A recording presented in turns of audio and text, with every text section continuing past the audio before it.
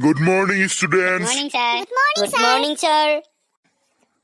তোমালোকে এতিয়া কিতাপ বহি ওলাই লোৱা মই ৰেজিষ্টাৰ ক্লাছৰ শেষত কৰিম Sir, তাৰ আগত মোৰ এটা প্ৰশ্ন আছিল সুধুনে সোধা খগেন সোধা Sir, হাতী এটাক ফ্ৰিজত কেনেকৈ ৰাখিব আপুনি এই গাধ হাতীক ফ্ৰিজত ৰাখিব পাৰি নেকি হাতীক ফ্ৰিজত ৰাখিব নোৱাৰি নহয় Sir, যদি ফ্ৰিজটো ডাঙৰ হয় তেতিয়া আচ্ছা তেতিয়া ফ্ৰিজৰ দুৱাৰখন খুলিম আৰু হাতীটোক ভিতৰত ভৰাই দিম চিম্পল কথা সুধ Sir, যি মন যায় আৰু এটা সুধিব প্ৰশ্ন সুধোনে? সুধিল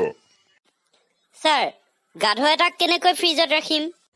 আৰে চিম্পল কথা ফ্ৰিজৰ দুৱাৰখন খুলি ল'ম আৰু গাধটোক ভিতৰত ভৰাই দিম Sir, ভুল উত্তৰ বাৰু তই কচোন শুদ্ধ উত্তৰটো কি তেন্তে Sir,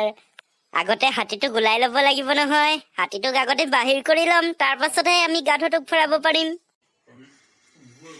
আচ্ছা Sir, আৰু এটা প্ৰশ্ন সুধুনে অ যি সুধিব লগা আছে সুধি ল এতিয়াই Sir, বান্দৰৰ বাৰ্থডে পাৰ্টিত সকলো জীৱ জন্তু আহিল কিন্তু এটা জন্তু নাহিল সেইটো কি কওকচোন বাঘ নাহিল চাগে কাৰণ বাঘ অহাহেঁতেন সকলো জীৱ জন্তুক খাই দিলেহেঁতেন